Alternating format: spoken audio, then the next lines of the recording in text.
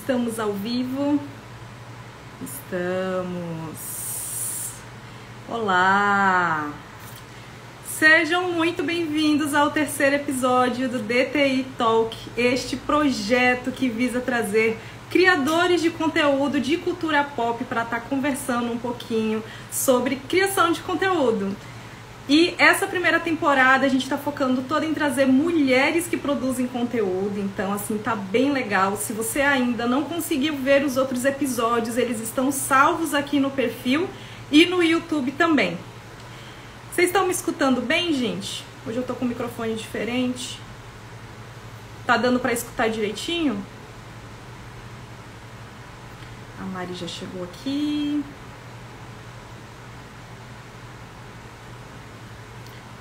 Vamos lá. Espero que... Eu mudei de celular, estou um pouco perdida. Mari, você pede para participar, tá?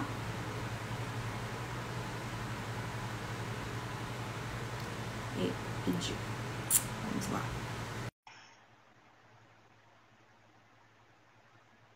Começo de live a pessoa sempre fica perdida, né? Tem que organizar um roteiro melhor do que vai falar. Boa noite! Tudo bom? Tudo bem. Deixa eu aumentar o volume aqui que eu não tô escutando. Pronto. Eu botei um filtro aqui que... Olha só, gente, que triste. Pronto, não vou nem mexer mais aqui que é pra não mudar o filtro. Tudo bom, Mari? Tudo bom, e você? Ai, tava gravando aqui com a Jéssica de novo. De novo. Gente, a Mari é muito... Ela tá sempre gravando vídeos, eu acho incrível isso. Mas vamos lá, o pessoal tá entrando. Tem que ter disposição, né? Pra gravar o tanto de vídeo, porque dá bastante trabalho, né? Inclusive, nós vamos falar sobre produção de conteúdo, porque realmente... Depende do dia. Tem dia que a gente tá empolgada, tem dia que a gente não tá. É verdade. Vamos lá. Gente, vamos começar a nossa live. Hoje eu tô aqui com a Mari do Seven List. Vamos conversar bastante. Mas para quem ainda não me conhece, eu sou Juliana Utiama, falo da cidade de Natal e sou publicitária e também faço produção de conteúdo sobre cultura pop aqui no perfil. Então, se você não me segue, já pode conhecer aqui o meu perfil. Beleza? E estou com a Mari. Vou pedir para a Mari se apresentar aí para quem ainda não conhece ela. Bom, eu sou a Mari do Seven List. Tenho 30 anos, embora tenha essa carinha aqui de 20.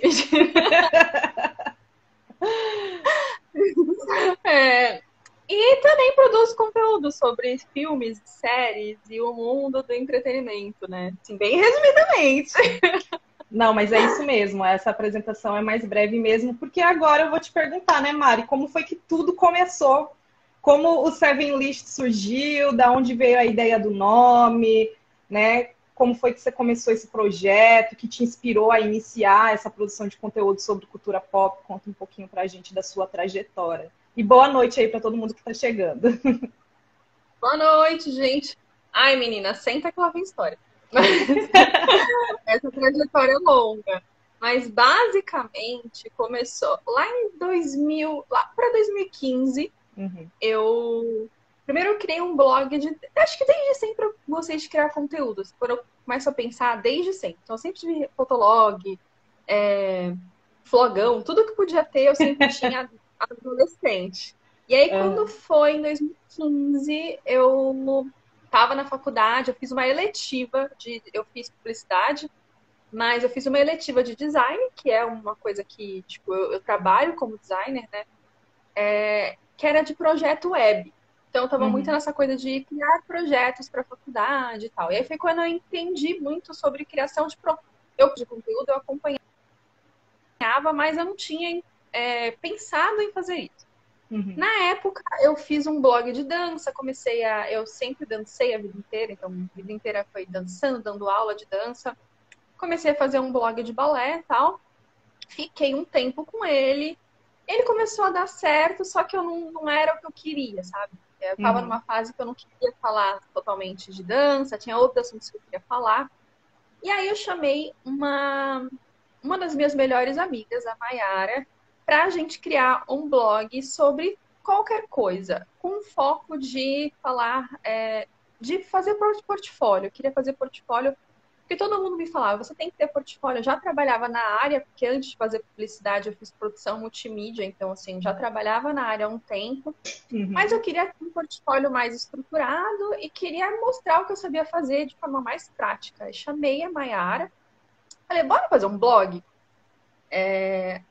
Vamos fazer tal. Só que ela é designer, eu trabalhava também como designer, então o foco sempre foi que o designer fosse tipo, a principal forma de entregar aquele conteúdo. Então nunca passou pela minha cabeça que teria um conteúdo só de texto. Eu sempre quis empacotar aquilo em forma de layout. E aí, na época, eu sempre quis falar de cinema, entretenimento, mas eu não me sentia segura. E quando a gente fala, a gente opina sobre um filme, a gente dá a nossa opinião, né? Então, quando você cria sobre isso, você dá a sua opinião diferente de quando você, sei lá, você fala uma receita, você cata na internet o conteúdo e você não cria exatamente você não dá a sua opinião sobre aquilo. Sim. E aí a gente pensou, bom, vamos falar sobre tudo, vai ser meio que uma revista digital, com vários temas, receitas, cinema, moda. E aí a gente queria encontrar algo que fosse, tipo, a identidade daquilo, porque você falaria de tudo e, ao mesmo tempo, você não teria um nicho. E aí surgiu a ideia de fazer listas. E aí também a ideia era ter um número específico para aquilo ali ter sempre uma mesma identidade. E aí veio o 7 aleatoriamente, tipo, 5 é pouco, 10 é muito, bora fazer 7. Foi assim mesmo, assim. A ideia era que fosse 7 list, não 7 list, mas não tinha no domínio. Não estava disponível, né, o domínio. E aí a gente começou, só que sempre com o foco de ser com design. Então a gente fazia infográficos e ia para o blog. E tinha um lance que, quando eu tinha um blog de dança, uma vez eu coloquei uma imagem no Pinterest. Era tipo assim, dicas de como girar uma pirueta direito. E aí, tipo, aquilo ali começou a se compartilhar no Pinterest e as pessoas clicavam e ia pro blog. Aí eu pensei, aqui temos uma coisa, temos um negócio. E aí, estudando melhor o Pinterest, eu percebi que ele era muito importante pro Google. Então, desde o começo a ideia era tudo tinha que ir pro Pinterest. Porque a ideia era que o conteúdo ele funcionasse em qualquer lugar. Então, se você recebesse só a imagem, você tinha o conteúdo. Se você achasse ele no Google, se você achasse ele em qualquer lugar, você tipo, tinha aquilo ali completo. Nem era o Instagram, assim. A gente usava o Instagram meio que como só divulgar. Tipo, tem post lá. No começo. Depois a gente começou a compartilhar o conteúdo no Instagram também. Ninguém fazia carrossel, a gente já fazia. E sempre naquela coisa, o conteúdo dentro da imagem. Nunca passou pela minha cabeça não estar dentro da imagem. Bom, isso aí foi a primeira parte. Tem mais uma parte, né? Aí, beleza. Seguimos com 7 list. O blog era assim. Um dia tinha 1 seguidor, no outro dia tinha 30, no outro dia tinha 100, no outro dia tinha 1000. Por conta do Pinterest. O Pinterest começou a se multiplicar. E até hoje, tipo, tem 25 mil seguidores lá. Tem mês que bate com mais de 1 milhão de views no Pinterest. E nem é algo que eu uso. Eu sempre falo, preciso dar foco, porque é algo que tá lá, tipo... As pessoas estão lá. Sim. E aí, eu resolvi cobrir a Comic Con. Assim, eu quero. A gente tinha 200 seguidores no Instagram. No blog dava ali uns 1000 views por dia. 1000 views por dia não, 1000 views por mês. Dava tipo 100 views por dia, mais ou menos, assim. Não tinha canal, não tinha nada. E aí eu já frequentava a Comic Con, já tinha frequentado nos anos... começou em 2014, em 2014 eu não fui, eu fui no segundo ano, em 2015. Tinha amado o evento. Aí eu cheguei pra ela e falei, e se a gente cobrisse a Comic Con? Mas assim, oficialmente, com credencial de imprensa. Chique. Aí ela falou, bora tentar? Bora tentar, vamos fazer. Aí eu pensei, cara, o máximo que vão falar é não, Não, vocês estão louca, nada a ver. O não você E já eu tinha. vi, exato, não tinha porquê eu não fazer aquilo. E eu já tinha as credenciais. Então a gente tinha esse plano, que era, se por acaso não desse certo, a gente iria com as credenciais que eu tinha. Eu tinha duas, porque eu tinha comprado pro meu pai não poderia ir naquele ano. Uhum. E a gente faz a cobertura por conta e no próximo ano a gente tenta oficialmente de novo. Só que é o que eu pensei. Eu precisava aparecer de algum jeito. Porque não era muito pequeno, não era um blog de cinema. Então, assim, alguém tinha que ver a gente. Uhum. Aí pensamos, o que a gente fazia de melhor, que é produzir infográficos. Aí decidimos fazer um infográfico, uma arte, com 7 motivos pelos quais o Savinichi merecia cobrir a Comic Con. Só que não ia publicar aquilo, ia tipo, colocar num link interno, porque quando você faz a credencial de imprensa, para esse evento especificamente, tem lá. O que você quer fazer com o evento? Tipo, como é que você vai cobrir esse evento? Esse evento. Aí a gente colocou, tipo, não conseguimos, tipo, expressar nessas 2 linhas o que a gente vai fazer, clica nesse link, e aí quando abriu o link tinha um infográfico lá com 7 motivos, e cada um dos motivos falavam o porquê.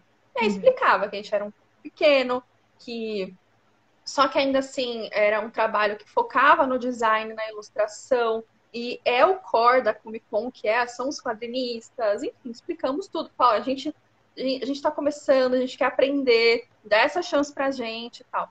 Só que aí a gente se empolgou mais ainda e decidimos fazer personagens nossos para essa arte, para esse infográfico. Porque antes a gente fazia, tipo, personagens aleatórios, a gente não tinha um mascote. E sempre foi a ideia ter esse mascote. Eu vou, bora fazer. Aí fizemos, eu e ela de avatarzinho, e cada item a gente colocava a gente fantasiados. Então, tipo, o primeiro avatar era de Arlequina e Coringa, o segundo avatar era de Pokémon, e aí eram os filmes que estavam na época, tipo, que era O primeiro post no blog foi de Guerra Civil, Capitão América Guerra Civil. Então era mais ou menos nessa época. Aí tinha Esquadrão Suicida na época. Enfim, a gente fez vários personagens, mandamos e deu certo. Deu tanto certo que quando a gente foi retirar a credencial, as pessoas conheciam, gente. Tipo, você legal. Fizeram o negócio. E aí, seguimos lá no evento sem saber o que estava fazendo. Tipo, não fazia a mínima ideia do que eu estava fazendo. Nunca tinha cobrido um evento, não tinha câmera. Eu tinha feito uma aula de assessoria de imprensa, mas assim, eu fiz publicidade, eu não sabia fazer aquilo. A sala de imprensa na época era menor, então hoje em dia você já tem, tipo, os estúdios têm salas para eles.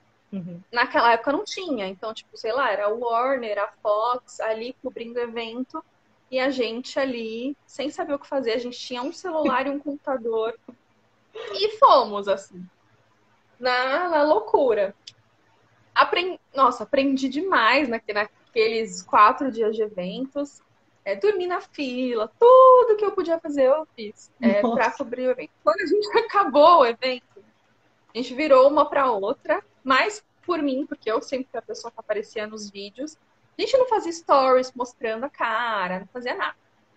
Aí decidimos, saindo dali, a gente percebeu que a gente precisava de um canal. Porque não dava para você mostrar o que tinha naquele evento só com o que a gente fazia, que eram os infográficos, os carrosséis, e a gente cobriu o evento dessa forma.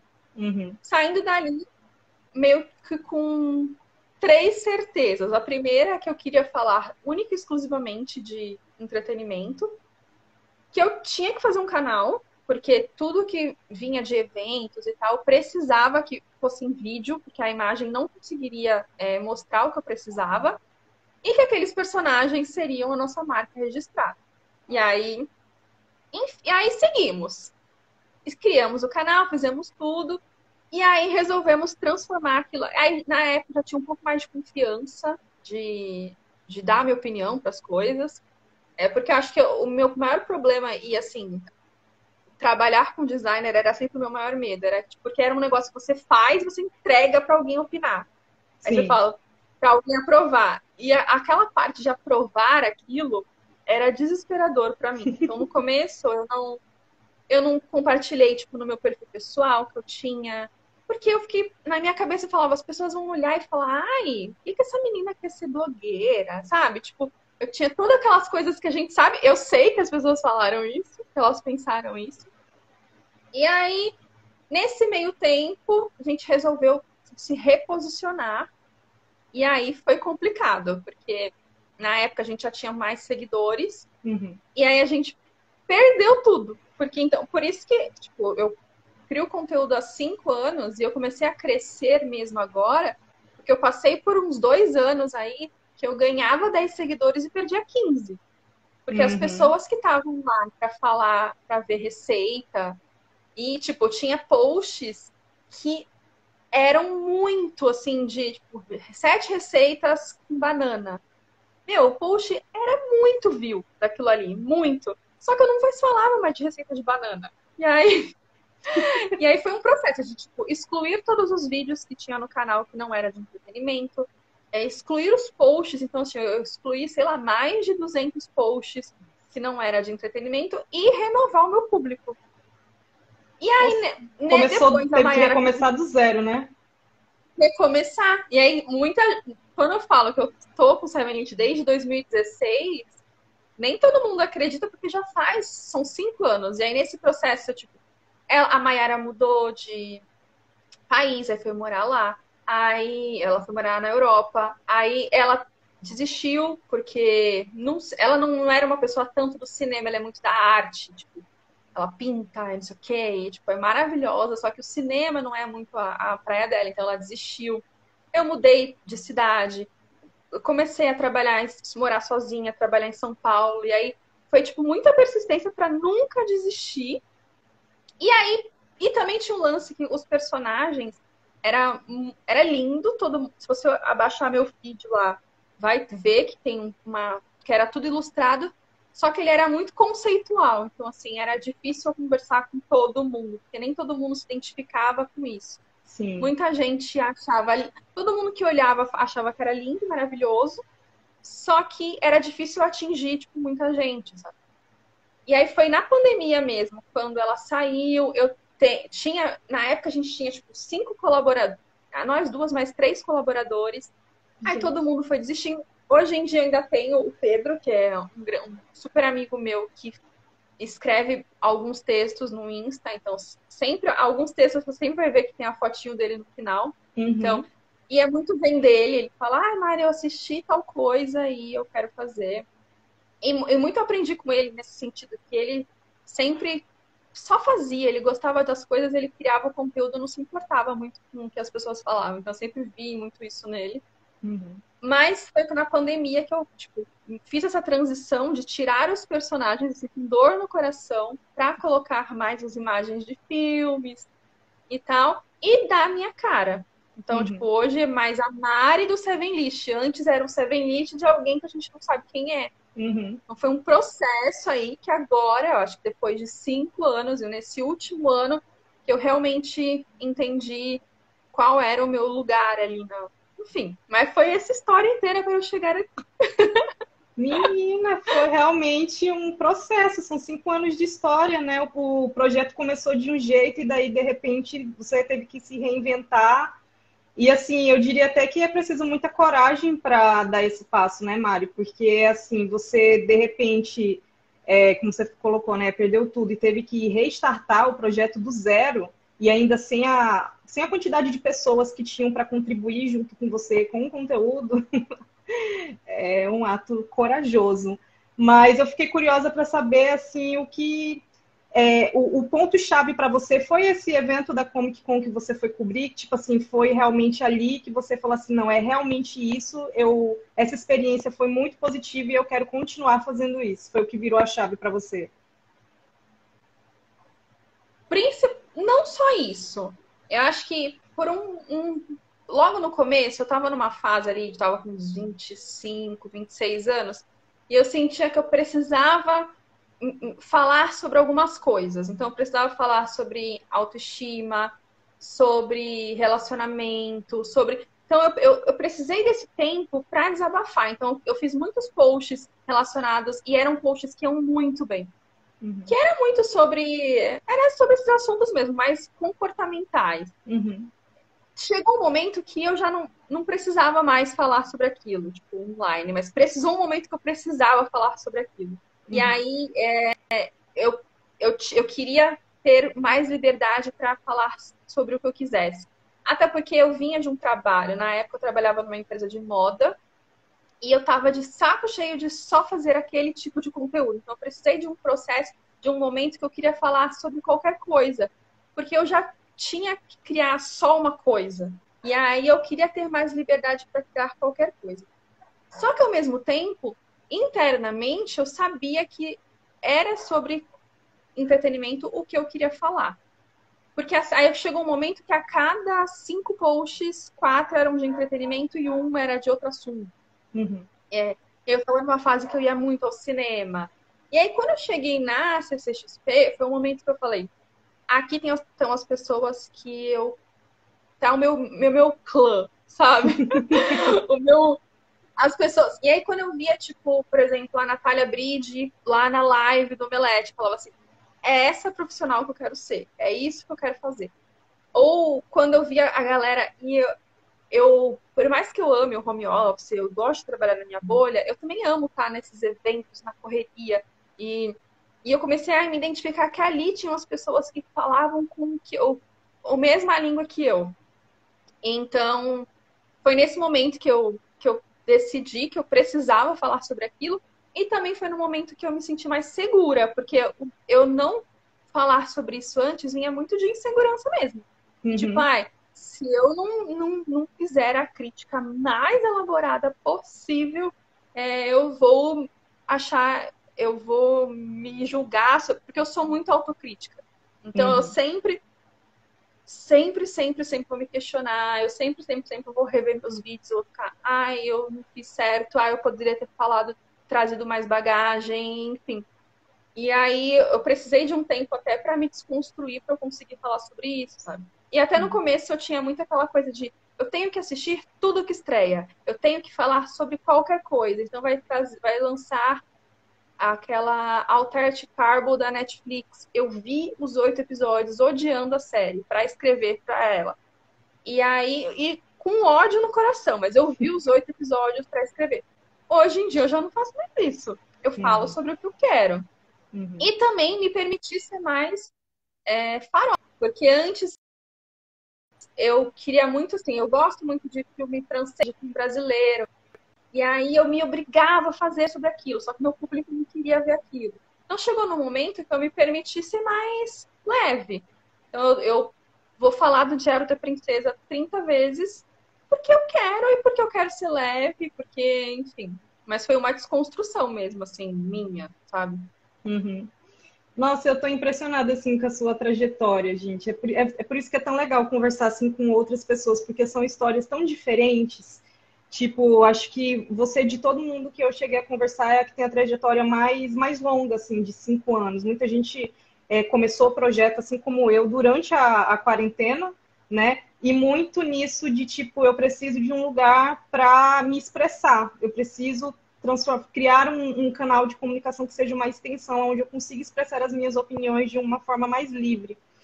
E eu acho que todo mundo que trabalha com produção de conteúdo para a cultura pop passa muito por essa curva que você passou, de tipo assim, eu tenho que produzir sobre tudo.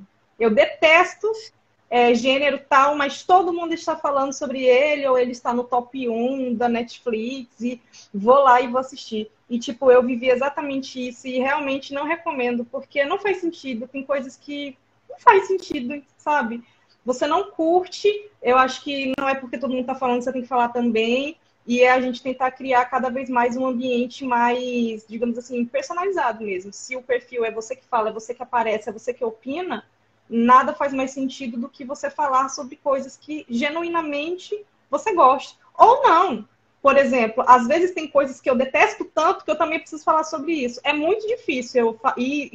tipo assim, dedicar tempo para falar sobre um filme ou uma série que eu não gostei. Mas às vezes, quando eu realmente preciso expressar a minha opinião sobre aquilo, eu faço um post colocando os meus pontos do porquê que eu não gostei, porquê que me incomodou, certas coisas e etc, né? Então, isso é bem bacana. E outra coisa que você falou, o lance de, tipo, fazer cobertura de imprensa. Eu acho que para muita gente que tem perfis menores, isso é um calo. Fazer parceria, tentar fazer esse networking na área de imprensa mesmo. Agora, assim, ainda estamos, né, vivendo uma pandemia, ainda não estão tendo totalmente eventos presenciais, mas eu acho que as pessoas deveriam se inspirar muito nisso, de dar a cara a tapa mesmo, porque o não você já tem, o que você vai perder se você entrar em contato com determinado evento, Sim. ou sei lá, entrar em contato com determinado streaming e pode acontecer nada, e aí você não vai perder nada, você vai ter perdido tempo, né, de ter entrado em contato. E pode gerar uma coisa legal, como foi o pessoal aí que te deu a chance e você conseguiu fazer a cobertura do evento e gerar um conteúdo bacana, né? Então, tipo, realmente é preciso a gente quebrar certas amarras, porque eu acho que muita gente pensa assim, por que vão olhar para mim? Eu sou muito pequeno, tem gente muito maior. E aí você fez uma coisa muito legal, foi criativa, né? E conseguiu chamar a atenção da galera do evento que te deu a credencial. Gente, sensacional, sério. Então, eu acho que isso é muito legal, assim, para as pessoas não terem tanto medo de, gente, vamos colocar, dar a cara a tapa mesmo, sabe? Eu mesma, assim, atualmente, eu entro em contato com algum... Quando eu acho, né? Porque tem isso também. Agora que a gente, enfim, tá vivendo aí esse lance de streaming, nem todos os streamings respondem, nem todo e-mail a galera... Você encontra o e-mail, mas a galera não responde, mas é isso, é um trabalho de persistência mesmo, porque se a gente for sempre ficar pensando que a gente é inferior a todo mundo que produz esse tipo de conteúdo, a gente não sai do canto, né? Então, assim, o projeto não anda, você não cresce, e acaba que isso afeta também a sua questão de motivação, né? A sua questão de propósito também. Deixa eu ver aqui. E esse lance muito de não desistir mesmo, assim, porque foram 5 anos de vários momentos que eu falo, cara, não posso desistir. Até porque é aquilo, é o que você falou, tem tanta gente que tá há um ano aí e já é muito maior que eu. E aí foi difícil também pra mim eu ter que, tipo, ver que eu tô aqui há tanto tempo e talvez não cresci tanto quanto eu deveria, se eu tivesse já logo de cara ido pro caminho certo. Mas foi um processo. Quando eu paro para refletir o que vem, todo o processo que eu passei até eu chegar aqui, eu entendo que foi diferente, foi um momento de se reposicionar, de perder seguidor, que as coisas não vão ser tão fáceis, vai passar 1 ano, vai passar 2 anos, vai passar 3 anos, 5 anos, e pode ser que você não estoure logo de cara. Então as pessoas têm muita gente começa e logo no primeiro 6 meses desiste porque quer que as coisas aconteçam super rápido. Pode acontecer? Pode. Mas também não pode. E eu tinha muito essa noção, porque eu sempre acompanhei muitos creators antigos e eles sempre falavam, eu demorei 6 anos para eu crescer, eu demorei 5 anos. E eu já tinha essa noção, eu sempre falava, bota aí 5 anos para eu começar a crescer, sabe? E esse lance dos... Tipo, ser imprensa na CCXP, para mim foi o momento que eu tive noção que eu poderia ter contato de imprensa, que eu poderia... Porque foi quando, a partir do momento que você é imprensa num evento tão grande, você abre as portas dos contatos. Sim. E eu digo, não é que as pessoas vão te procurar, não, é que você vai ter os contatos. Então, assim, os contatos chegaram para mim a partir do momento que eu dei as caras num evento e cobri para pouca gente. Até porque tem muito aquela coisa de eu sempre pensava, mas todo mundo tá cobrindo a Comic Con. Todo mundo, mas não necessariamente meu público segue todo mundo. Uhum. Então, o que é óbvio para mim, não é óbvio pro meu público. Tem um monte de gente que me segue que só me segue. Ou porque já me conhecia, ou porque chegou no meu perfil por acaso. Tem aquelas pessoas que me seguem, que te seguem, que segue a Jéssica, que segue a Carol Moreira, que segue todo mundo. Mas tem pessoas que só me seguem. E não é óbvio para ela isso, sabe? isso também é um ponto interessante, assim, eu venho refletindo muito sobre isso. Você falou assim, né? Ah, teve uma época que eu ganhei 10 e perdi não sei quantos mil seguidores, e isso é muito real. É um ganha-perde todos os dias, né?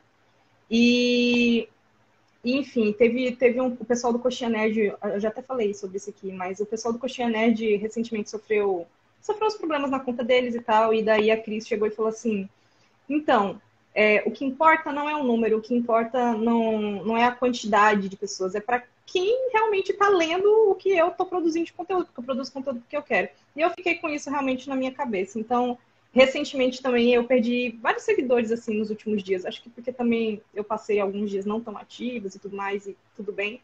E eu acho que chega uma hora que não faz sentido para a pessoa também.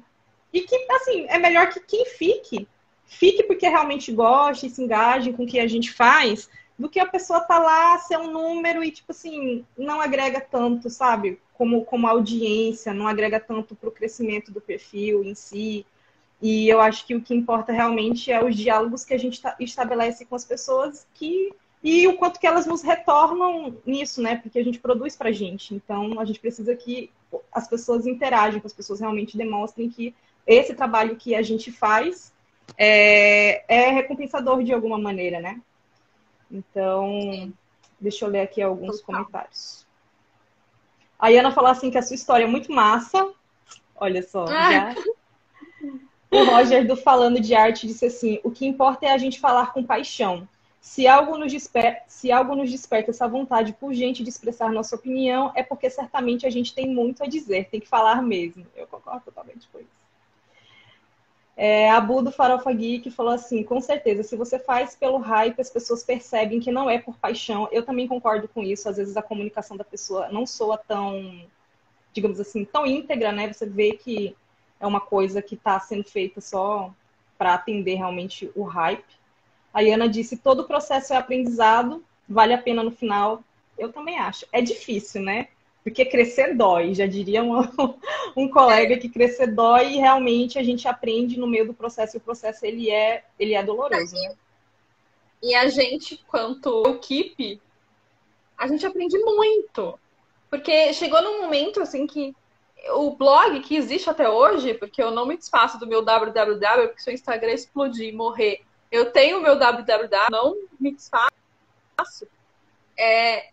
Eu que fui lá, procurei no Google, aprendi a programar um negócio. Então, você faz todo o processo, você faz o planejamento, você faz a edição, você faz a captação, você tudo. Então, isso foi, acho que eu aprendi muito mais nesses anos produzindo até do que na faculdade ou até do que trabalhando, porque no trabalho eu aprendo muito, mas você faz uma função, tipo, por exemplo, no meu trabalho eu tenho uma função mais específica. Aqui não, eu faço muita coisa. Uhum. E até aonde eu cheguei profissionalmente tem a ver com o meu trabalho na internet, porque foi portfólio, então assim, tudo impactou na minha vida a gente fazer, sabe? Você aprende tudo, não tem jeito. Você vai ter noção de muita coisa. Isso é muito legal.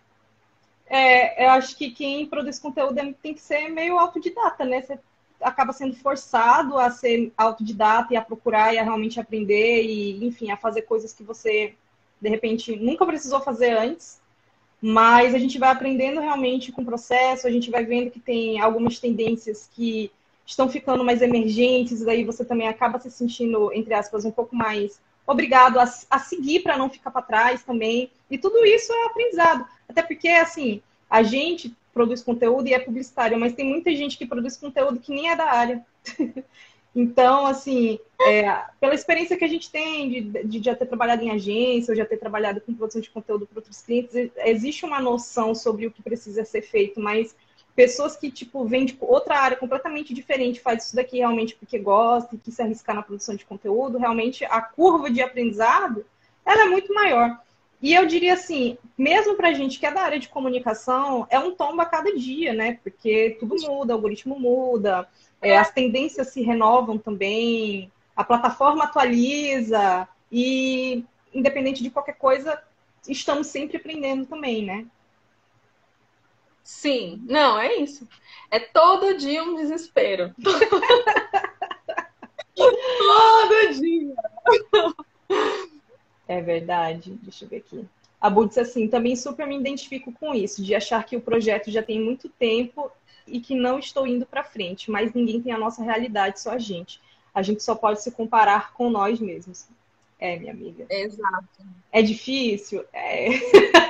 Tem que ficar o tempo todo se policiando para quando começar a querer se comparar com alguém, você puxar assim e não entrar nessa espiral de comparação, porque é muito nocivo, faz muito mal e coloca a gente assim num lugar que não é saudável, sabe? A Érica disse assim, é sobre isso, Ju, o que importa são as pessoas que verdadeiramente estão com a gente.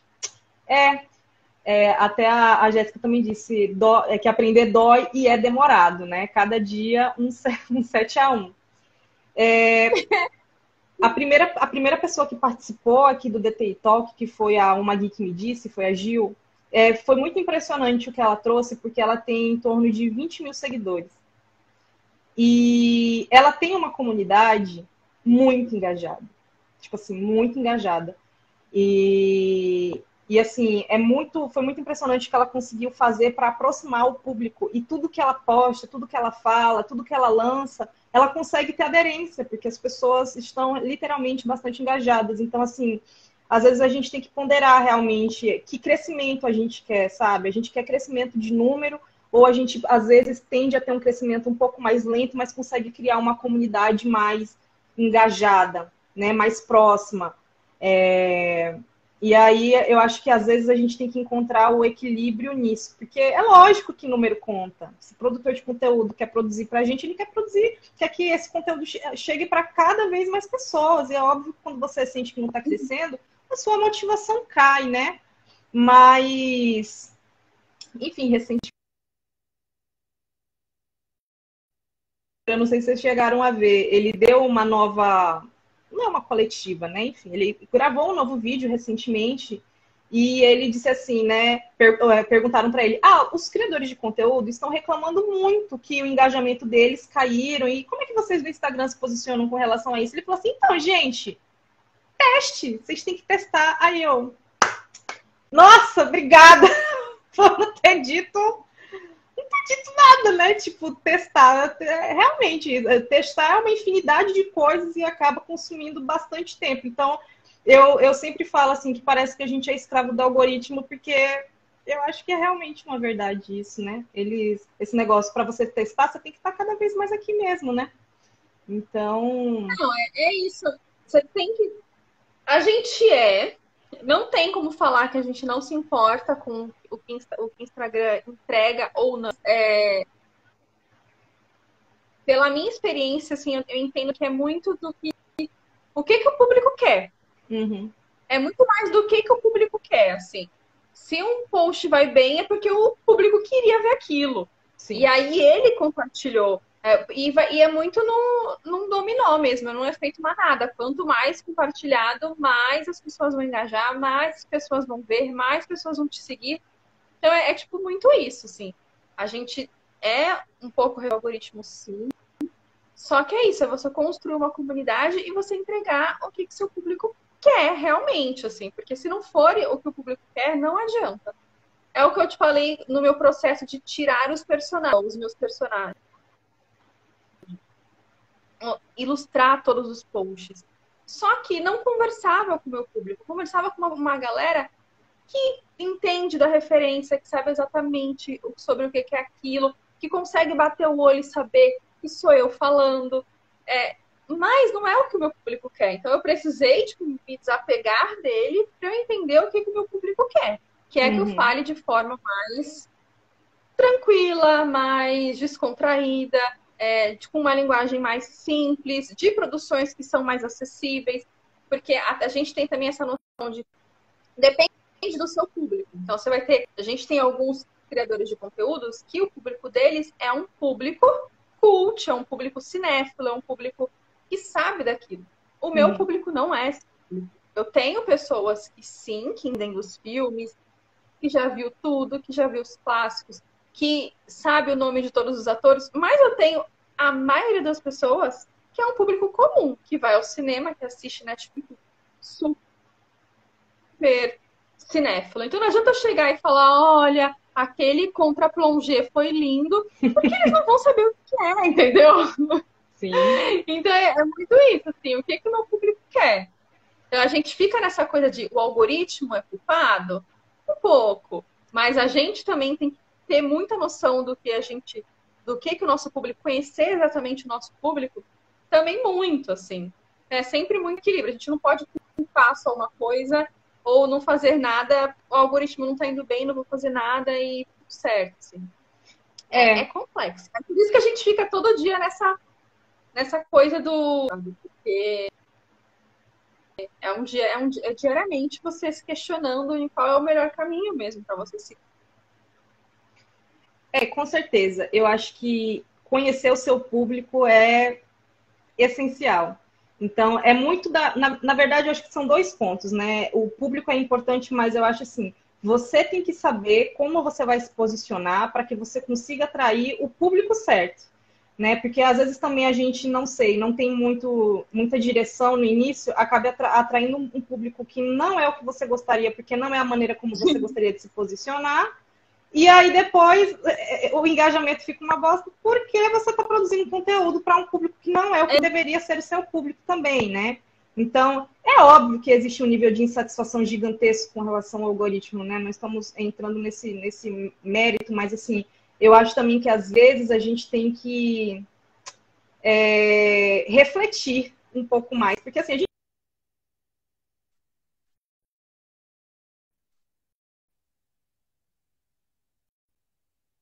partir realmente atitude, o que está sob o meu controle que eu consigo fazer. E aí rever realmente a forma como eu me posiciono. É uma maneira assertiva? É realmente a maneira como eu quero que as pessoas me vejam? As pessoas que estão me seguindo realmente é o público que eu gostaria de estar atingindo? E daí, como é que a gente descobre isso? Fazendo pesquisa, gente. Então, assim, eu faço... Testando, né? E testando, obviamente. Utilizando os próprios recursos que a plataforma dá de enquete, enfim, para vocês irem testando realmente o que o público mais gosta. Eu já vi a Mari fazer isso, já vi vários produtores de conteúdo fazendo isso. Eu faço também de uma certa periodicidade ali. Eu também tendo a fazer porque o público vai mudando, o perfil cresce, vai chegando mais gente, e a gente precisa entender para que caminho está enveredando a nossa audiência, né? Então, às vezes, por exemplo, eu, Juliana, não gosto de filme de terror. Porque eu sou cagona mesmo. Então, assim, dificilmente eu faço indicações de filmes de terror, né? E os filmes que eu indico são filmes que eu consegui assistir, ou seja, são os filmes bem leves, assim. Então, não faria sentido para mim ter muita gente que gosta ou que espera que eu produza filme de terror, porque não é meu nicho, né? Então, assim como a nossa audiência muda, a gente muda também. Né? Então, por exemplo, hoje eu sinto que eu tenho muito mais facilidade de falar sobre super-heróis e o universo da Marvel, que é algo que para mim está muito forte. E até eu fiz uma pesquisa hoje para saber quantas pessoas me seguem curtem esse tema, porque eu tenho feito cada vez mais conteúdo, eles têm tido sim um certo retorno, mas eu quero ter dimensão realmente de porcentagem de quantas pessoas realmente gostam desse tema, porque ele é uma editoria que eu trabalho aqui dentro do conteúdo. Então, para mim, faz sentido realmente entender até para poder equilibrar os conteúdos que eu produzo, né? Então, nossa, gente, às vezes eu falo demais, não deixo nem a convidada falar. Muito papo.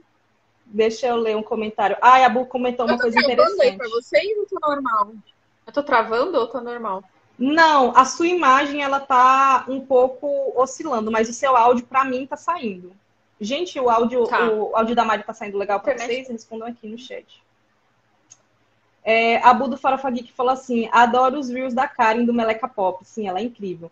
Ela ela tem devaneios dizendo: você tá achando que é ruim só 100 likes, mas 100 pessoas é mais que uma sala de aula lotada, e isso é muita gente. Sim, eu parei para pensar sobre isso um dia desse, inclusive, quando eu tive uma queda absurda de engajamento e as postagens chegaram assim realmente a 100 likes. Eu tentei pensar como a Karen, 100 likes numa sala de aula é muita gente num espaço só. Muita gente.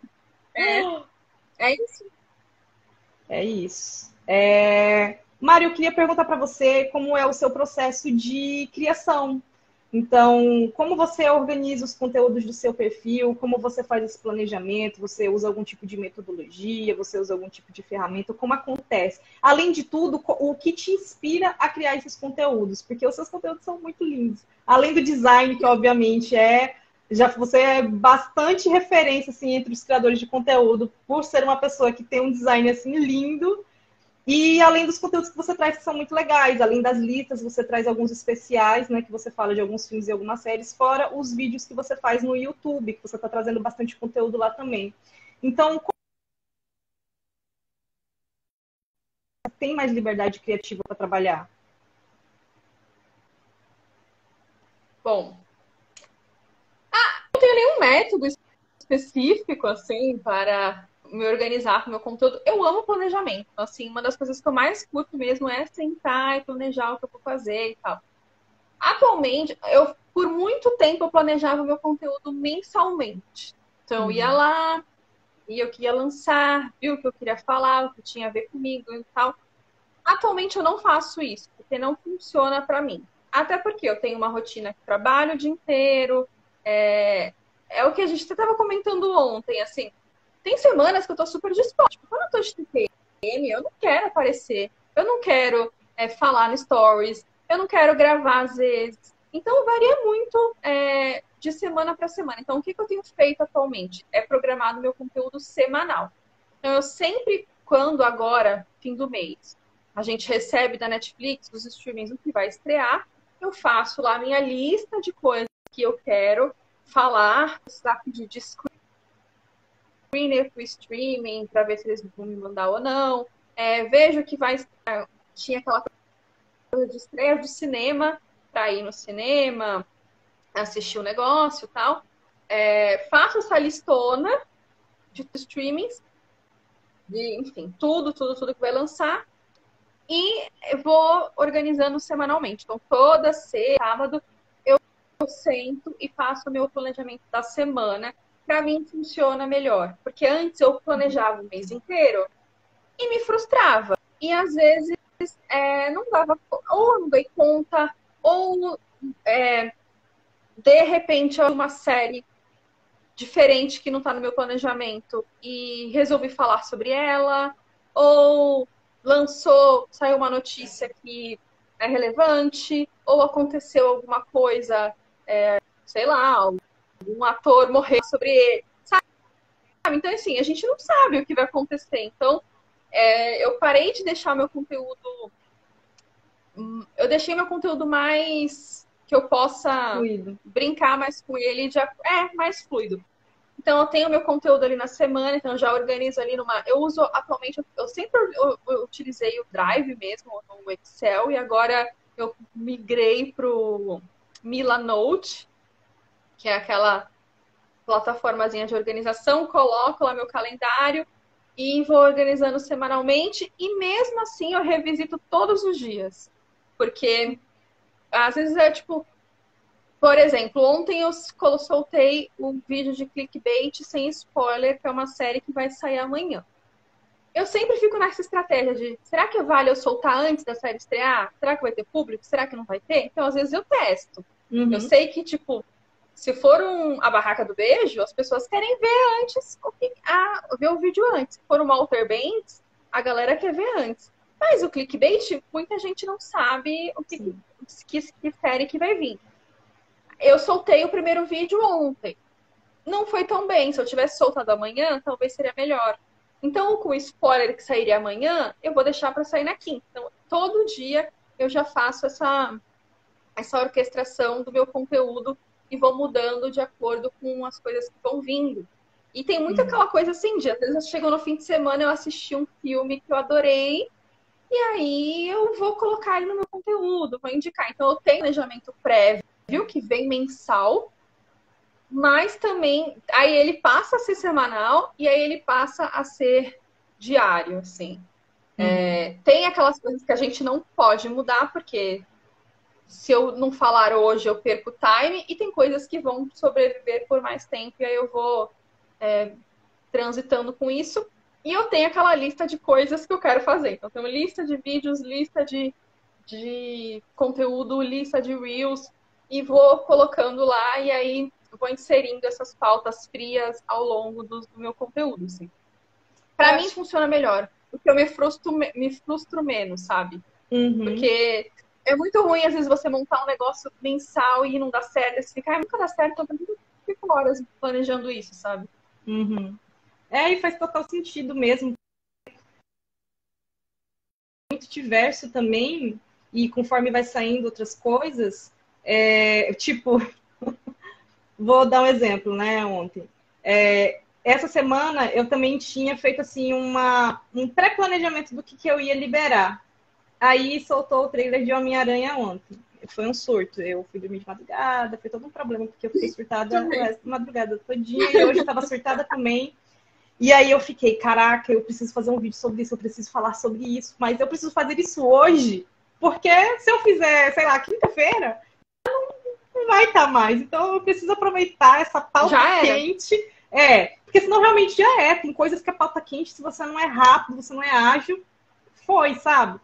E aí, enfim, eu roteirizei ele hoje, correndo, gravei, fiz uma edição Rapidex lá e postei. Mas isso atropelou totalmente o que eu tinha previsto para essa semana. E daí, quando você falou assim, eu revisito o meu planejamento todos os dias, é muito interessante, porque muita coisa pode mudar em 24 horas, né? Tipo, enfim. Não.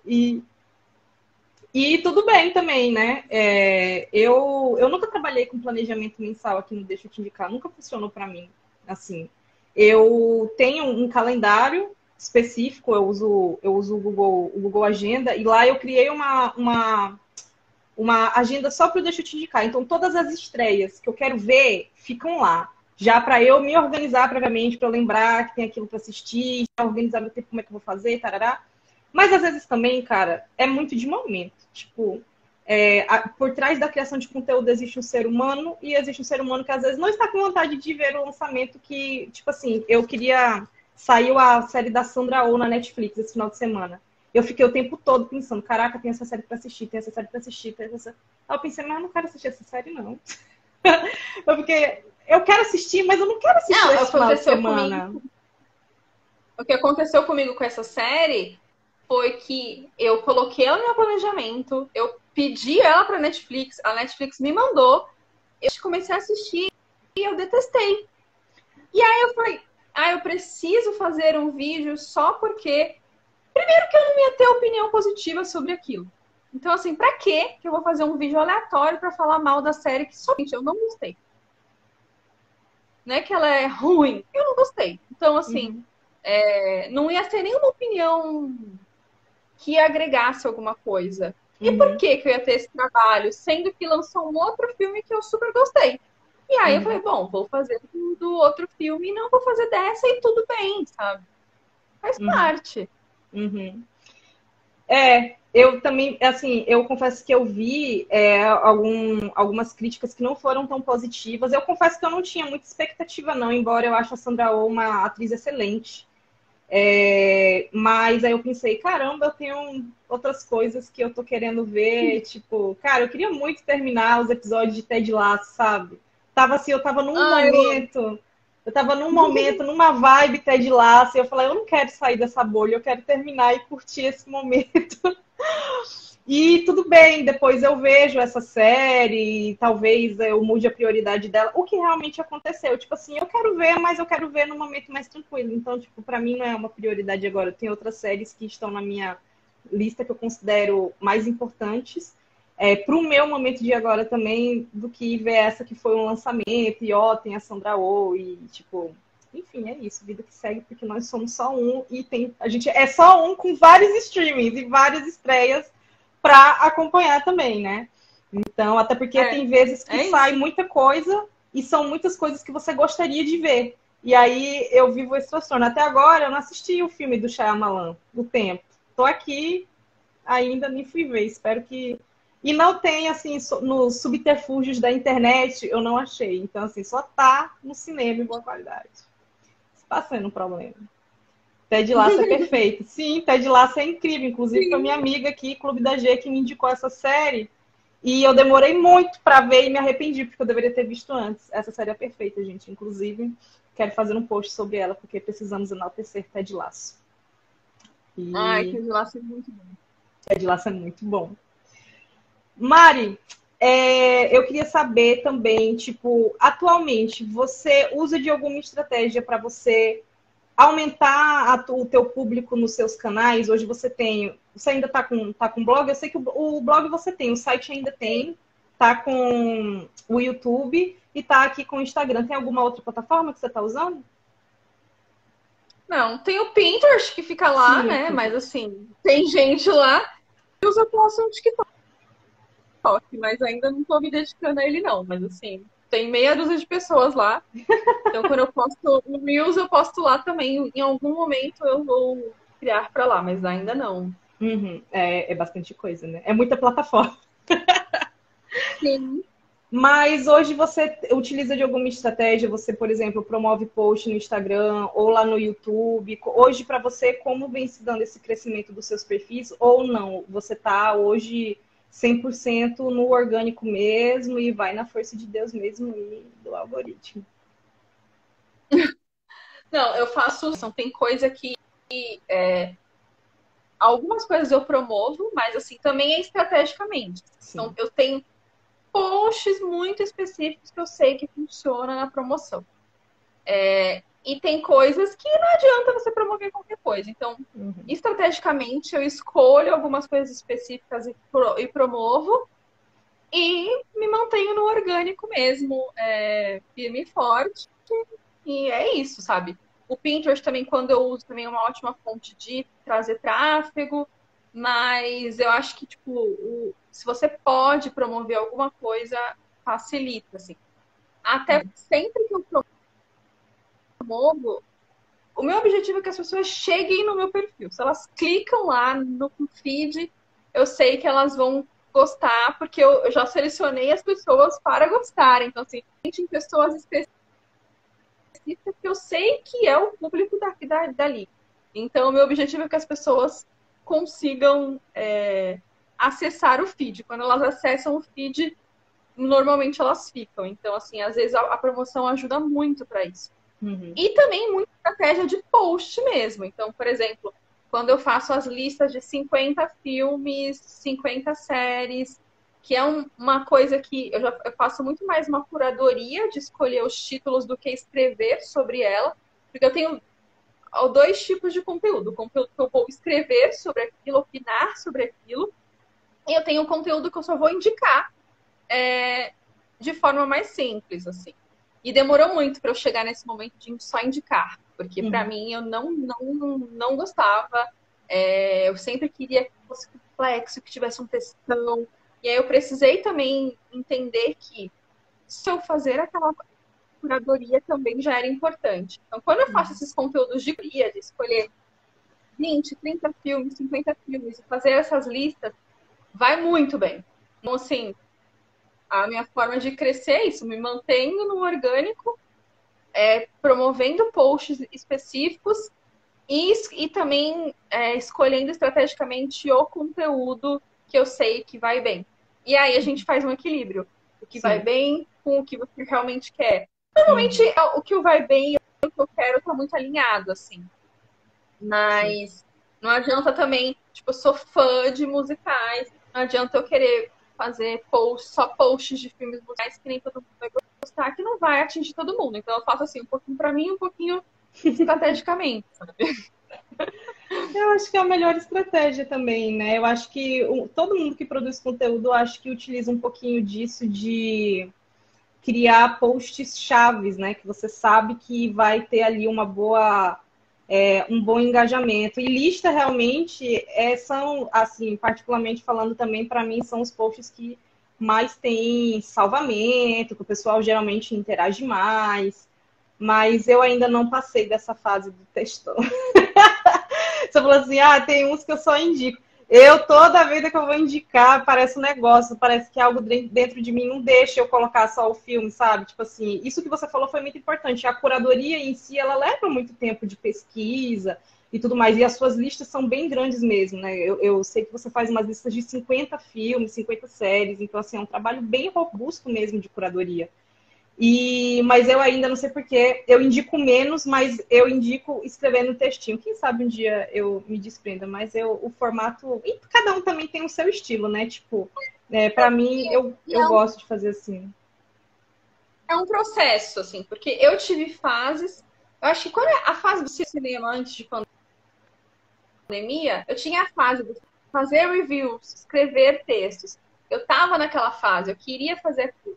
E eu passei por um processo com a pandemia aqui. Primeiro que eu queria assistir coisas mais leves. Uhum. E aí eu comecei a ficar agoniada quando eu lia aquela crítica assim, não veja esse filme. E, nossa, você não pode.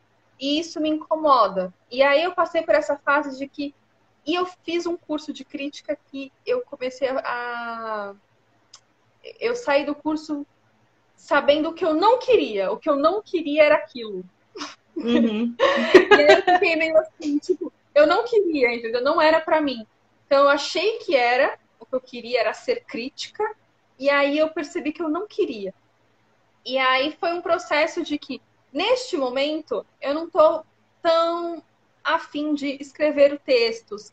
Às vezes sim. Então, às vezes, hoje mesmo eu coloquei na minha pauta coisas que eu quero escrever. E aí eu coloquei lá, são posts que eu vou escrever. Mas eu tô numa fase que eu quero conversar sobre aquilo, fazer reviews com outras pessoas, que eu posso debater o assunto e deixar o Instagram de forma mais sucinta. Mas é uma fase, eu já passei pela fase do textão. Então, assim, e provavelmente eu vou voltar para a fase do textão em algum momento. Então, é sempre uma coisa assim, eu estou no momento de fazer vídeos, mas... E aí o textão eu levo para o vídeo. Então, eu faço os roteiros e aí eu vou falar o que eu faria em texto no vídeo. Uhum. Mas é uma fase. Uhum. Então, a gente vai mudando sempre, né? Uhum. Eu acho que é aquele teu negócio, né? É o momento que você tá. De forma geral, assim, eu sou muita pessoa do textão, sabe? É muito difícil para mim ser sucinta. Eu consigo gravar um vídeo de hoje, eu fiquei até surpresa, sabia? Falei, gente, eu consegui ser objetivo, eu consegui fazer um vídeo de 4 minutos. Sensacional, porque às vezes eu vou fazer o vídeo da, assim, né, sem fazer a decupagem, tá lá 30 minutos. Eu falo, meu Deus do céu. Tem que fazer toda a decupagem para poder, né, enfim, cortar e colocar apenas o que é necessário. Por isso que para mim é muito importante roteirizar tudo, porque senão eu saio viajando e não dá. Mas eu gosto muito de escrever. Assim, eu sempre gostei muito de escrever. Então, para mim, é o formato que eu mais me sinto confortável. Por isso que quando eu tive que começar a aparecer mais em stories, enfim, até para criar identificação com o público, foi um processo muito difícil para mim, porque eu era muito travada, e eu tinha vergonha, sei lá, minha irmã passava aqui, me via segurando o celular falando sozinha, eu ficava, ai meu Deus do céu, que vergonha de tudo, e eu fiquei... Enfim, essa vergonha vai ter que passar, porque é uma coisa que enfim, a gente tem que ir quebrando certas coisas. Se você, enfim, você tá numa plataforma que está priorizando o vídeo, cara, não tem pra onde correr, sabe? Lutar contra é realmente muito mais oneroso do que você aderir ao que, enfim, ao que funciona. E hoje eu vejo, assim, meu primeiro vídeo, menina, uma desgraça. Em tudo, viu? Mesmo.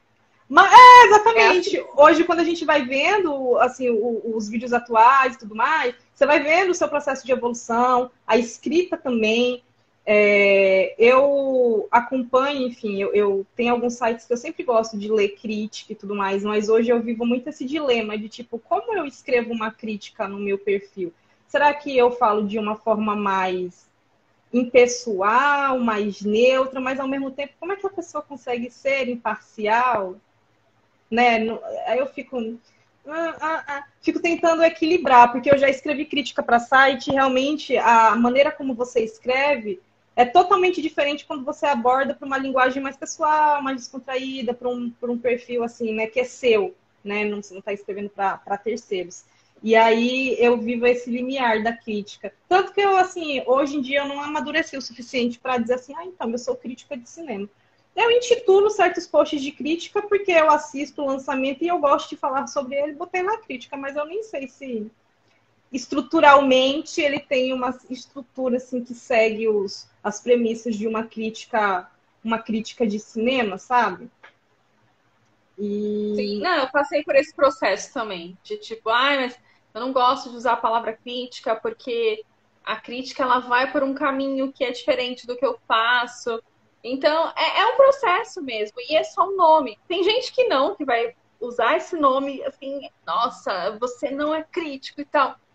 Só que é um processo mesmo para a gente encontrar a forma como a gente quer se comunicar. Se vocês querem se comunicar de forma mais robusta e complicada, tudo bem, se esse for o seu posicionamento. Mas se você também quiser se posicionar de forma mais tranquila, tudo bem ter uma opinião. Às vezes a gente falar que não é. Sim. E por mais que não seja, que você use parâmetros técnicos para falar aquilo, esses parâmetros vão vir de um background da sua vida. Então, só você vai ter aquilo. Então, é a opinião. Então, não tem como ser.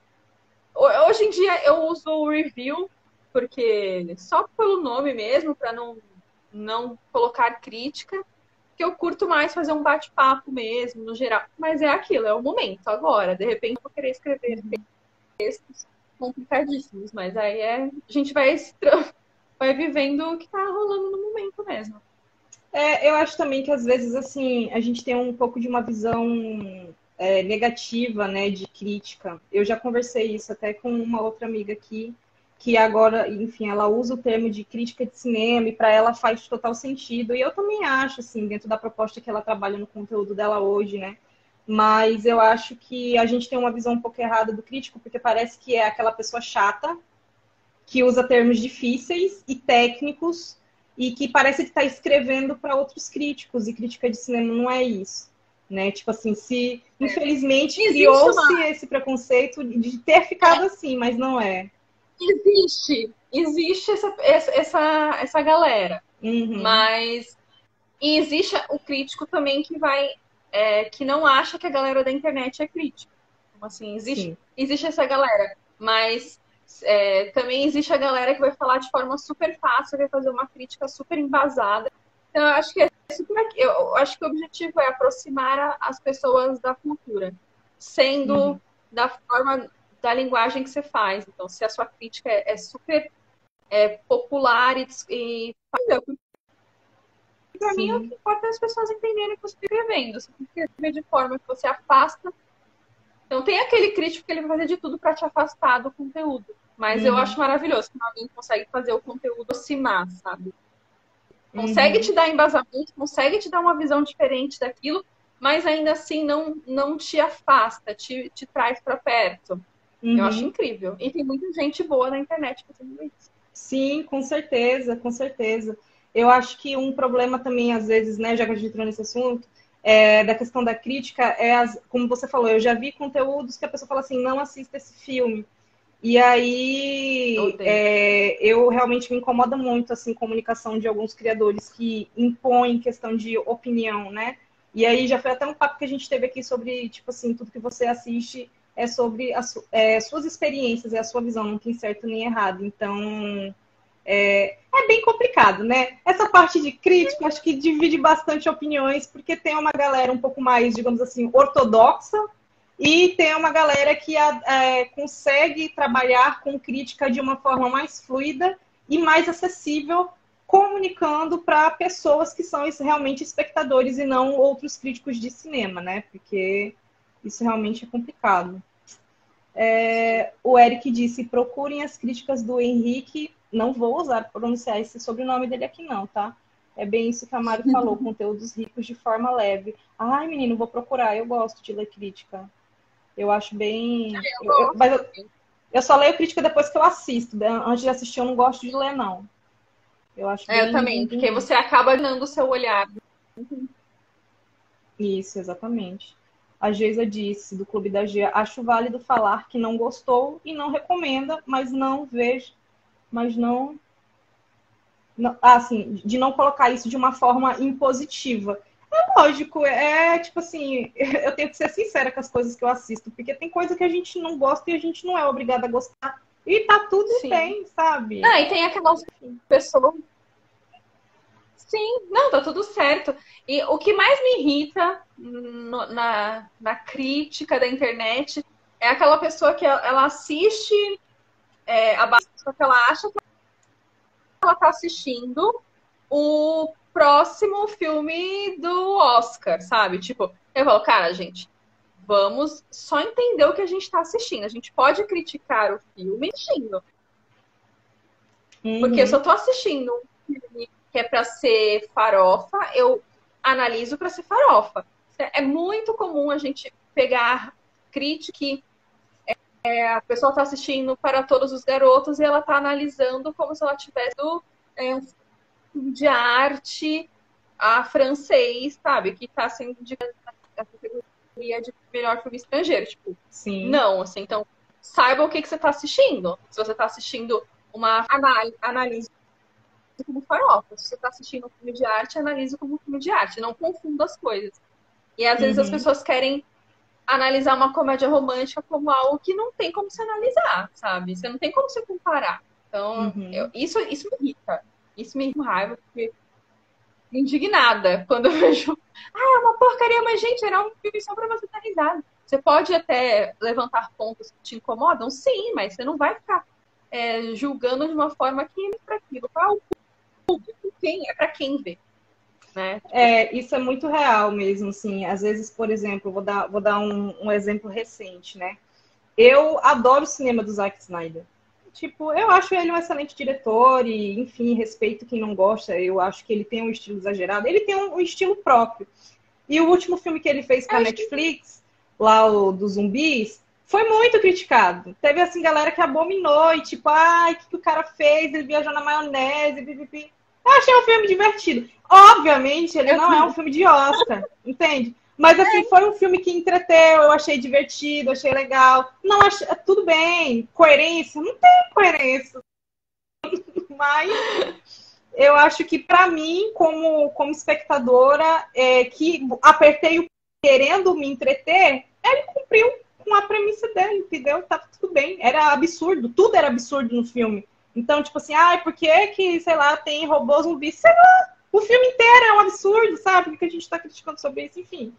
E aí foi, assim, um filme que dividiu muita opinião, e a galera, não, porque não presta, que não preste, gente. Ai, que coisa, respeita as pessoas que gostam de um filme duvidoso, tá tudo bem, sabe? É isso, total. Deixa eu ver aqui. Olha, Eric, eu anotei o nome dele. Você disse que ele escreve pro Omelete, né? Tem um cara que eu leio crítica no Omelete, que o nome dele é Henrique, mas eu nunca reparei no sobrenome dele. Agora eu vou reparar, porque eu leio o Omelete, o Série Maníacos, eu confesso que eu não consumo muito conteúdo de lá, não. A Geisa disse, tem filmes que são tão ruins que eu queria desver. Ai, amiga, todas nós, né? Todos nós temos esse filme que queria desver. Eu gosto de conteúdo que seleciona mesmo, falo o que é bom, o que é ruim. Eu também não vejo problema, como a gente estava conversando aqui, né? É você expor a sua opinião, mas de uma forma que não seja impositiva, né? Se tiver um critério diferente para cada tipo de filme, fica confuso para quem recebe o conteúdo. Verdade. É que o que é bom e o que é ruim é relativo, né? Exato. Depende muito da pessoa. É um ponto bem, bem sensível, né? Porque não existe muito certo e errado, né? Existem opiniões diferentes. Exato. E tá tudo bem. É tipo beleza, sabe, gente? Umas pessoas são feias para um e bonitas para outro. É tipo filme, para uns é ruim e para outros é bom. E não tem respeito, não. E é isso. Vamos lá para a gente não se estender muito. Estamos chegando já no final da nossa live. Mari, você como mulher produtora de conteúdo que fala sobre cultura pop, você já sentiu alguma dificuldade de se posicionar como uma criadora que fala sobre cultura pop? Você já passou por alguma situação que foi assim um pouco desagradável por ser mulher nesse sentido e falar sobre esses assuntos? Não. Eu deixo um exemplo assim é que eu por muito tempo eu amo filmes da Marvel, da DC e tal. Muito tempo eu optei em falar sobre eles em forma de texto. Eu não falava em forma de vídeo, porque era uma forma de eu me blindar dos nerds chato e encher meu saco, sabe? Tipo, falava, eu não quero falar sobre isso porque vai vir um nerd, vai querer falar que eu não entendi, vai querer me ensinar. vai querer, enfim, comparar com outros conteúdos ou querer pegar lá o que está escrito no quadrinho de bolinhas e que eu não peguei a referência. Então, assim, por muito tempo eu deixei de fazer. Então, assim, eu fazia. Então, assim, se você olhar, tem reviews aqui no Insta de todos os últimos filmes da Marvel, da DC, eu fiz de tudo. Mas eu não fazia no canal. Parei com isso, porque, tipo, Esquadrão Suicida eu já falei no canal. Pensei, cara, eu quero falar, eu não vou deixar de fazer só porque é de cultura pop. A única situação chata que eu já passei e me incomodou muito, porque que veio de uma outra mulher, foi um vídeo que eu tava falando das séries da Netflix, que é super feminista, a série, protagonizada por mulheres, traz histórias de mulheres. Aí uma mulher foi no meu vídeo comentar da minha maquiagem. Que eu tinha aqui, meu blush, nem lembro o que era, mas era tipo, o seu iluminador está no lugar errado, você não pode usar esse... Enfim, comentou da minha maquiagem no meu vídeo. E isso me incomodou muito, porque no meu canal não é de maquiagem. Então, assim, não tem o porquê a gente comentar da minha maquiagem num vídeo que eu tô falando sobre uma série. Uma série que é super feminista e uma série protagonizada por mulheres. E eu estou falando no vídeo o quanto isso é legal. E aí a pessoa chega e fala, mas essa maquiagem está no lugar errado. Então, gente, essa foi a situação que me incomodou mais, assim. E aí minha resposta para ela foi, o dia que meu canal for sobre maquiagem, a gente comenta sobre ela. Como ele não é, vamos comentar sobre a série.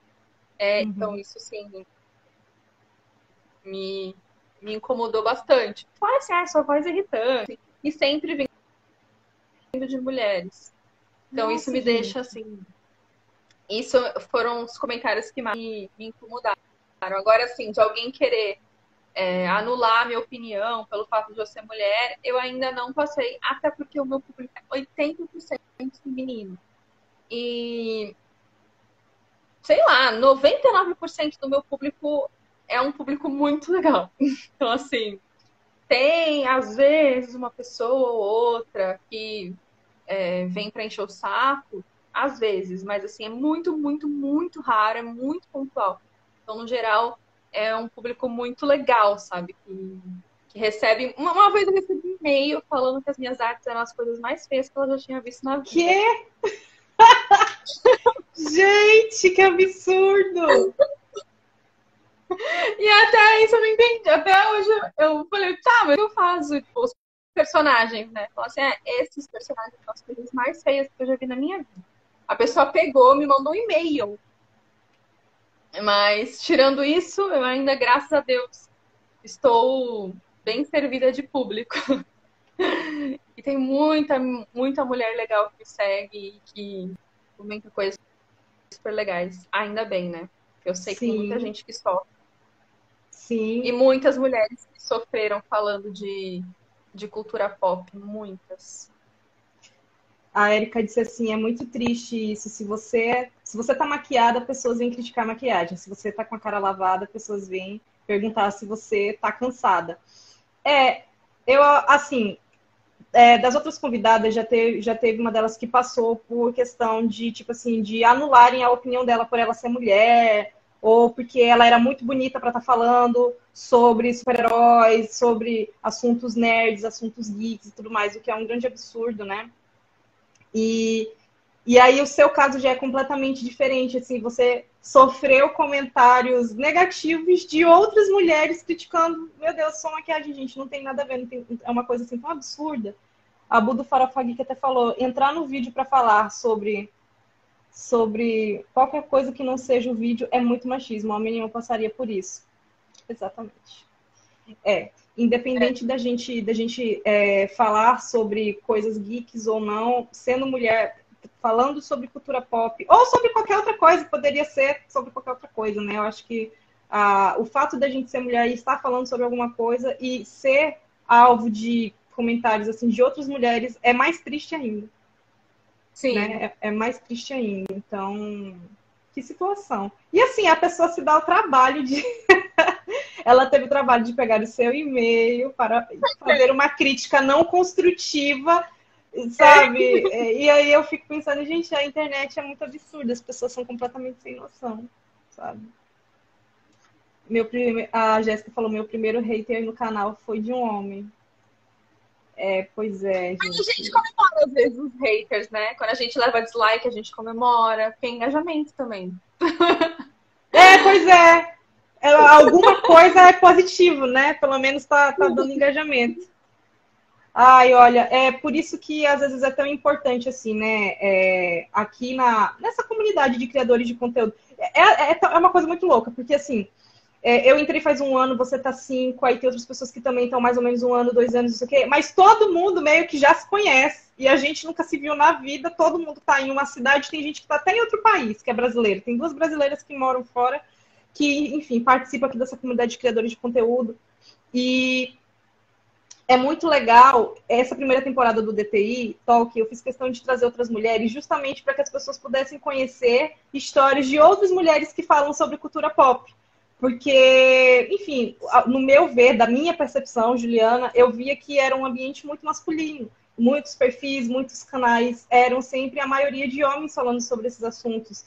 Então, é muito bacana quando alguém passa por assim, alguma situação aqui e relata e você encontra apoio de outras pessoas, de outras mulheres também, sabe? Então, assim, de não ter essa questão da competição, desse estímulo da competição feminina, né? Então, assim, de estar sempre achando que você tem que estar disputando com uma mulher por isso ou aquilo. Não. Aqui, pelo menos, nessa pequena comunidade que nós temos, eu noto que existe muita parceria, todo mundo se ajuda, todo mundo procura incentivar e divulgar o trabalho um do outro, rola muito respeito, rola muita empatia.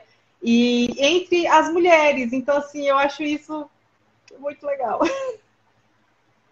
Sim, e no final todo mundo... É isso, ninguém cresce sozinho. Você vai crescer sozinho na internet, você fica ali muito solitário.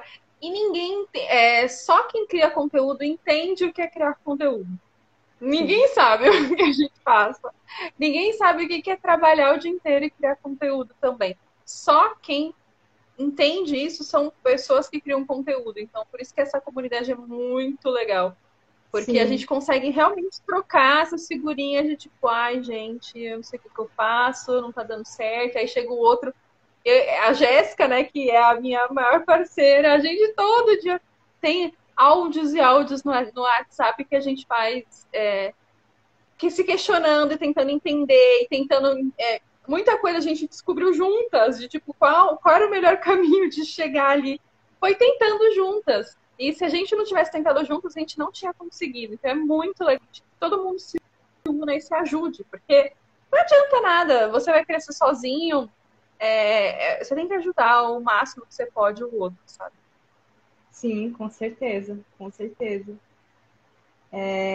Bom, para encerrar aqui, gente, né? Já vamos para 1h30. Eu queria, Mari, que você deixasse um conselho, um recado do fundo do seu coração para outras pessoas, né, que são criadores de conteúdo, que estão começando, ou, enfim, que estão se sentindo um pouco desestimulados para continuar nessa criação de conteúdo. Eu sempre, né, gente? Não desistam porque vocês tentaram 2 meses e não vocês tentaram 2 meses e acharam que iam estar com milhões de seguidores. Não vão. Vocês é muito trabalho, passinho a passinho, seguidor a seguidor. Você comemora 10 seguidores, 1000 seguidores. No YouTube, então, cada seguidor, cada inscrito novo a gente comemora, porque é passo. E lembrar essa coisa de que são pessoas, sabe? Então, toda vez que eu paro para pensar que são quase 7.000 pessoas que me seguem e eu começo eu sempre uso a referência de uma casa de dança que eu ia quando eu era adolescente. Lá cabia 2.000 pessoas. E aí eu sempre me questionava ali, nossa, que legal, 2.000 pessoas vieram ver esse show. Aqui, eu tenho praticamente o triplo. Então, assim, são 7.000 pessoas me assistindo. É bizarro. Então, se a gente começa a pensar cada um é um indivíduo, isso é bizarro, assim. Então, você tem que até não pensar muito para não surtar, porque é muita energia que você recebe, você interage com muita gente. Então, se você tiver 50 pessoas que te responderam numa caixinha de perguntas, são 50 pessoas, é uma festa. Então, é muito isso, se você pensar naquela pessoa por pessoa mesmo. É um ser que está recebendo o seu conteúdo, que talvez vai começar a ver uma série ou ver um filme por sua causa, que vai ter um olhar diferente se você falou sobre aquilo que você indicou. Então, acho que é muito isso. Assim, pensar, a gente pensa nos números, a gente quer crescer, sim, mas pensem nas pessoas. Se você botar 7.000 pessoas aqui na minha frente, é muita gente. É muito disso, assim. E não desistir. Tem dias que vai cansar, aí você tira uma folga de uma semana e depois você volta, sabe?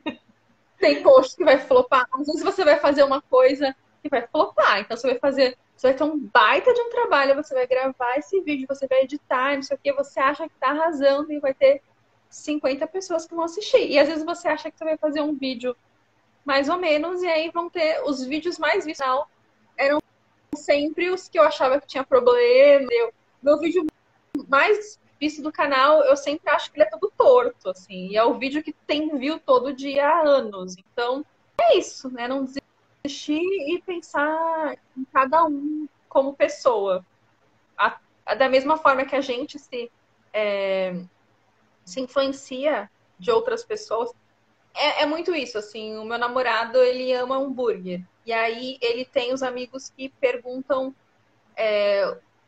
como ele influencia as pessoas, os amigos, a conhecer restaurantes, a conhecer coisas. E são 5 amigos dele. Ele é influenciador daquilo. Então, a gente influencia todo mundo o tempo inteiro. Sim. Então, a gente tem que pensar que cada coisa que eu falo na internet eu estou influenciando alguém. Então, é sempre pensar nisso. Assim. E você influencia a sua família. Então, se você só tem 10, se você tem 100 seguidores no Instagram, você influencia essas 100 pessoas. É verdade. É um ótimo ensinamento, gente. Todo mundo é influenciador. Todo mundo. Eu também acho isso. Isso é uma grande verdade. Olha, Livinho, vou responder você, tá? Antes de encerrar a live. Esse é um amigo que de muitos anos que a gente se conhece. Ele disse assim, quem quer ver a Ju resenha do livro? Meu querido, minhas leituras são vergonhosas, porque eu não termino um livro faz muito tempo. Acho que o último livro que eu li foi no ano passado, sabe?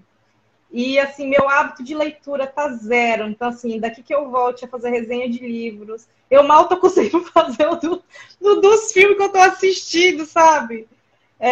Eu acho que essa minha fase de fazer livro, enfim, que eu lia muito, eu lia um livro por semana, eu fui envelhecendo e o ritmo foi ficando outro. Para mim, hoje é mais fácil assistir do que ler, sabe? Então, desculpa te decepcionar. Quando você produz conteúdo de filmes e séries, no final você tem que dar prioridade, assim, porque a maioria das coisas que você assiste é para produzir.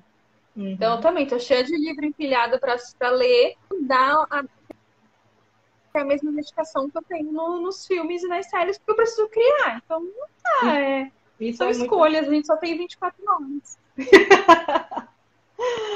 Ai, Mari, muito obrigada pela sua presença, por você ter topado aqui, participar do projeto. Eu estou muito, muito, muito feliz. Quem não segue a Mari, por favor, siga aí o perfil dela, siga ela lá no canal do YouTube, siga a Jéssica do Minuto Geek também, que elas sempre estão fazendo conteúdo juntos, os conteúdos delas são bem legais, fazendo o jabá da Jéssica, que ficou aqui até o final. E você quer se despedir do pessoal antes de eu dar um aviso final, Mari? Obrigada, Ju, pelo convite. Adorei o papo. Eu posso ficar horas falando de produção de conteúdo. E é isso, gente. Me segue lá e continua acompanhando a gente, engajem a gente, porque vocês estão vendo que a gente trabalha muito. Exatamente, trabalha muito. Gente, olha só. Próxima terça-feira, dia 31, às 20 horas, eu vou trazer uma outra convidada, que é a Ana, do Narrativa Feminina. Tá? A agenda das lives está aqui nos destaques e o mês de setembro a gente também vai continuar trazendo criadoras mulheres, então todo mês de setembro eu vou trazer outras convidadas. E aí, em breve eu anuncio como é que vai ser a segunda temporada, inclusive aceito sugestões. Eu já tenho uma ideia do tema, mas quem quiser pode mandar sugestões também do que vocês acham legal. Outros produtores de conteúdo para trazer para cá. E é isso, Mari. Um beijo, obrigada a todo mundo que ficou aqui até o final e interagiu com a gente. Vocês são incríveis, tá? Muito obrigada pela audiência. E é isso, a gente se vê próxima terça-feira. Tchauzinho, gente. Beijo.